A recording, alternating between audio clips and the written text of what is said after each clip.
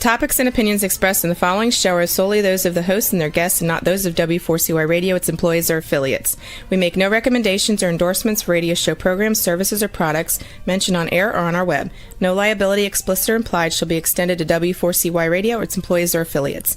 Any questions or comments should be directed to those show hosts. Thank you for choosing W4CY Radio.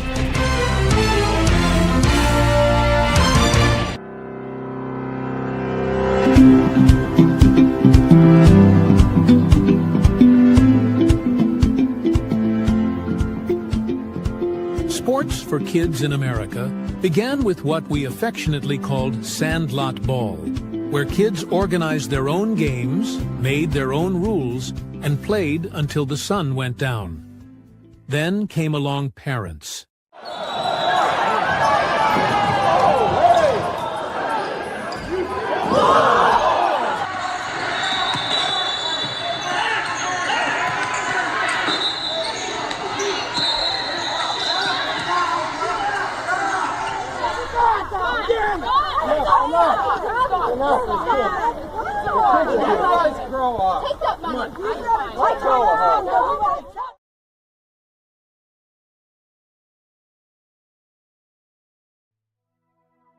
The National Alliance for Youth Sports was born out of a desire to bring order to the world of organized sports for children in America. While for the most part, children have a great experience playing sports, far too often parents and coaches lose perspective. This program is aimed at bringing some of America's best experts to talk about what we can do to change the atmosphere of win at all cost and parent poor behavior to one that focuses on children having a positive learning experience through sports.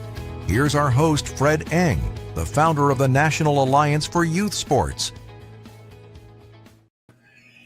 Morning, everybody, and thanks for being here for Why Johnny Hates Sports. We've got a great show today with our recreation professional from Hilton Head, South Carolina. Every time I think of Hilton Head, I think of golf, but nothing beats it but having a rec program in one of the great areas of the country. So I'd like to introduce you to their rec supervisor and the guy in charge of everything with youth sports, Fred Lowry. Welcome, Fred. Oh, thanks for having me, Fred. It's going to be funny here, too, Fred. So we got to pretty much announce ourselves when we start speaking here. But hey, we're having a great day. It's beautiful here in Hilton Head Island, South Carolina. Hey, let me ask you, Fred, why did you become a recreation professional in the first place? What drove you to it? Pretty much once I graduated high school, I kind of navigated towards recreation due to a former mentor just being around, and I was actually helping him with odd jobs at the rec center, which was at a previous location. And I enjoyed what I was doing, and I just found my calling. Yeah, I often think about the fact that we in recreation talk about sports for kids and it being the outdoor classroom. And I'm wondering what your thoughts about that are. I mean, we have teachers, Fred, that are required to go through training for 4 years to be a classroom teacher, yet we have volunteer coaches that are out there. They don't have to have any training. What do you think about that? Well, that's a tough one because as much as we'd like to believe we want to train, educate, and even, provide all opportunities for these volunteer coaches to learn and flourish in that field, the challenge we have is just that, they being volunteers, not getting paid.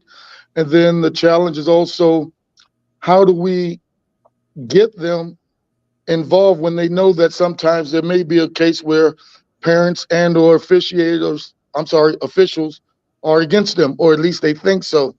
And with, the current climate where we see not only coaches, but especially the parents jumping out of the stands and attacking them, that's the challenge we have with recruiting volunteers because they don't want to put themselves in that position.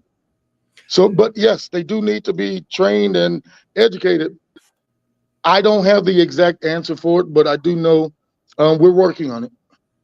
Give me an example of one of those parents jumping out of the stands? My most recent youth flag football season, I didn't have a parent jump out of the stands or onto the field. However, this particular parent was continuously chirping at the officials, and I'm on the sideline supervising. And finally, I stopped the game and I told all the parents, I addressed the entire field. If you continue, what's going to happen is I'm going to the vehicle. I'm going to get another whistle. I'm going to get a ref shirt, and you're going to come out here because nobody's perfect. These officials don't have anything to gain by calling it one way or the other. We're all human. And if a call is made that you think is bad, live with it. It's not the end of the world. This is recreation. I try to also, let them know what the term recreation means, because a lot of times I think they get confused. Just because it's sports, it's supposed to be ultra competitive or travel. Recreation in definition is for fun and enjoyment. So that's been my emphasis on trying to better educate parents. You mentioned the word travel there. And as a former recreation person, when I hear that word travel, I kind of shiver because I think back to the day when kids would sign up to come out and play sports, or their parents signed them up to come out and play. Everybody got a chance to play. And now I look at fields, I look at a field right across from my house there that is vacant, except for the time when they have elite or travel teams there that come in and they take over the field with these quasi professionals acting as coaches. What do you think of that? Well, again, it's one of those things that we as parks and recreation professionals need to do a better job in educating our public and our client base on the differences between what we do as recreation professionals versus travel. There's a place for both, but better educating them, I think, will help. Will it eliminate it? I don't think so, but I think if they have a full understanding that this kid, no matter what skill set that kid has, should have the same amount of playtime and opportunity as the one who's being recruited by XYZ University. But how do you do that with, you have a kid that comes out and is just a mediocre player, and maybe that's all he wants to be or what she wants to be, and all of a sudden, the facilities or everybody's aiming and telling them, no, you really got to get up to this level of the travel team. So the pressure is on the kid, and the kid either quits or there's no program for them. And the travel teams are just the focus of everything. Fortunately, we don't do that. No matter what the skill set is the kid has, they're going to be accepted here. And when there's a case where we see coaches, like you said, who are just focusing on winning and making sure their best players are playing all the time or whatever, we step in as management and let them know, coach, this is our philosophy. This is what you should be doing. You volunteered to coach with the understanding that everyone should be playing equal time. Yes, I know you want to win, but that should not be your focus. And if that coach doesn't adjust, we remove that coach as a volunteer. Here's maybe a tough question. What role do you think winning plays for kids in sports? Unfortunately, right now, it plays too big of a role. But I think that emphasis, or our challenge is, we got to change the mindsets of the parents, because the kids don't know going into it that it's all about winning. They only find that out because of either their parents say, I don't care, you got to do whatever it takes to win, or their coach says that. If that coach or parent doesn't say that, that kid is out there to have fun with and or against their friends. So the scholarship thing and pro level of whatnot, what do you think of that when the parent's telling a kid that's 8 years old, you're going to make it, you got to do this for a scholarship because we don't have the money. And second, if we make you practice year round, then you're going to have an opportunity to get to the pros, right? No. Well, they can say that, but you and I both know that's not a reality. In fact, practicing year round, studies have shown that does more harm than good to a child. Yeah. We did a study in Cincinnati, Fred, a few years back. We had 6 to 8 year old tested on the skills of catching and throwing, hitting. And you know what? 49% of those kids didn't meet the minimum requirement to be able to be successful playing sports. So here you have a kid that's going out there that doesn't meet the requirements, and yet the coaches don't know that. They just think that they're a good ball player. What happens to those kids, do you think? Unfortunately, we lose them. And too many times, and I'll give you a story. A previous agency I worked for, I noticed a kid in baseball just looking like he was not into it. I didn't really know the kid because I was new to that community. However, I got my colleague who grew up there. I had my colleague speak to the kid after a baseball game to find out why he looks like he's disinterested. Come to find out, the kid really didn't want to play baseball. He was only out there because his dad, who was a former major leaguer, is forcing him to play baseball. And I tried to tell my colleague, just, see if you can talk to the dad, because again, you know the guy, I don't. You can't force it on the kid because you're just going to burn them out.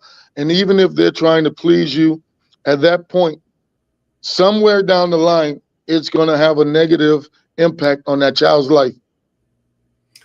Yeah, you hit on a really important button there. I think that back to the original question about being in, sports being the outdoor education and the indoor education of being in school, sitting in a classroom. When you think about what you just said, it makes a big difference, because that lesson, that father who's a former professional teaching that kid that he's worthless, destroying his self-esteem because he's not meeting the father's expectation. Can you imagine what happens when that kid goes home and he says, I don't like baseball? Right. And so that's the saddest part. So Fred, why do you think kids come out for sports in the first place? A couple of reasons. One, their friends may have asked them to, or they saw or heard of their friends playing a particular sport, and they want to give it a try because they want to be around their friends. Another reason could be what we just touched on. A parent may have been a former athlete and say, hey, I want you to play this sport, and I want you to be the best at this sport. Those are the two main reasons kids come out for sport activity. It's just finding that balance between, do they really want to be there, or are they out there because of someone else? Yeah, that's right, because of someone else. I remember saying that people would say, we can't train volunteer coaches and whatnot because we'll lose them all. And being a rec professional like you are, I remember saying, nah, that ain't going to happen, because as long as Billy Jones has a father and Mary Smith has a mother, they're going to be out there coaching their kids, because that's what they want to do. They want to be out there with their kid to make sure that they don't sit on the bench and do what they want to see their child become an athlete. And nothing wrong with that. But what does your department there? I know you're one of the top ones in the country, according to our department at the National Alliance for Youth Sports. What does your department do to train those coaches to help them understand all of this we're talking about? One, we have coaches clinics for all of the respective sports that we do. Myself or one of my colleagues would train these coaches. Two, we put on a little tutorial where we show them videos from organizations like NAES or NRPA about the climate of recreation sports. And with that, we try to show them this is what we're trying to accomplish. This is what we don't want to be. And that's where we get into a situation where a coach and or a parent has gotten too involved or too engaged with it, and it becomes confrontational or even physical. So we do host training for our coaches. Have you ever kicked a coach out of the program? Absolutely. Absolutely. Give me one example. A couple of years back, one of my contact football coaches, he lost the first game of the season by a large margin. And I guess, and I wasn't around to hear it, I just got it after the fact. Apparently, he was berating the players and stuff on the sideline. The following Monday at practice, this is when I discovered what happened when none of the kids on that age group showed up for practice. Apparently, they had all decided to quit because of that coach. I called the parents that evening. I went and got the roster, called all of the parents, and found out what had happened. And basically, because of his berating those kids, none of them wanted to play. So what I assured the parents is, one, that coach would no longer be here. I suspended the coach for the remainder of the season. Two, I will step in and be the head coach, even though I tried not to because I got too many things going on. But I assured them I would be the head coach and take over. And once I did, I met with the kids and the parents. They came to practice the next day, and we all had a meeting, parents and kids.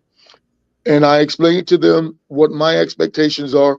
The assistant coaches, I explained to them what my expectations are. And, lo and behold, the next two games, we won.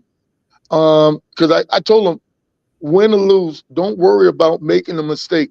Have fun, do your best. I'm not going to say anything negative to you. Again, we won the next two games, but then we lost the last 4 games of the season. However, none of those kids quit. Yeah, that's a testament to your getting involved and probably why you are what you are in the recreation field. I'll leave you with one question. The last one here may be a difficult one to answer, but you got a superintendent of schools in, I don't know what county that Hilton Head is in, but whatever that county is. Uh-huh. Why isn't your job as the superintendent there of all those kids playing sports just as important as that superintendent of schools?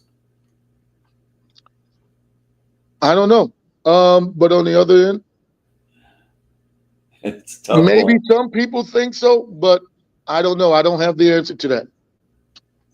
Yeah, most people wouldn't think so. You're right, Fred, because most people don't think of sports as education and all of the things that kids are learning, positive or negative. And that's why we're involved in all of this, because we see so many positive things that happen to kids. And then we see the things that are destroyed in kids. So, do you have any last comments that you want to make about being a certified youth sports administrator?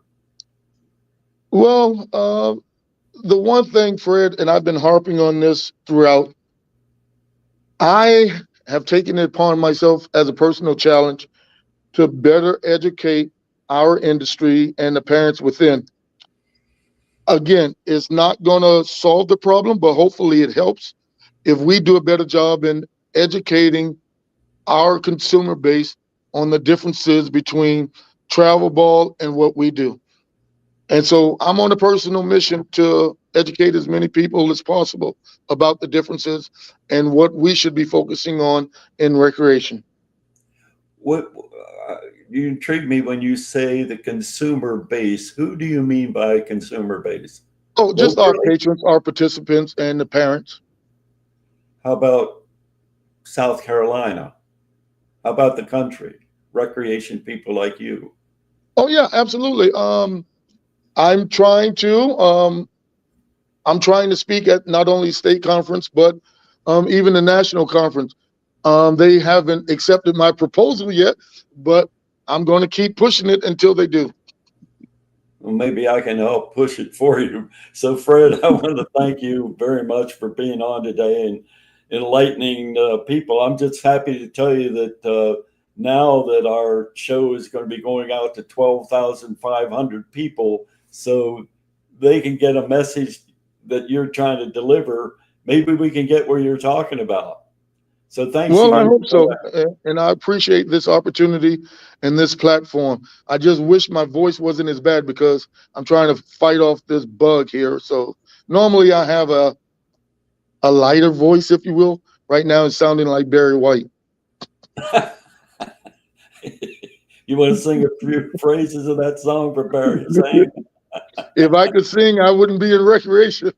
Well, Fred, we used to have, and you may have seen it, we have what we call at NAES the press box, where each week we talk about all these different things that go on.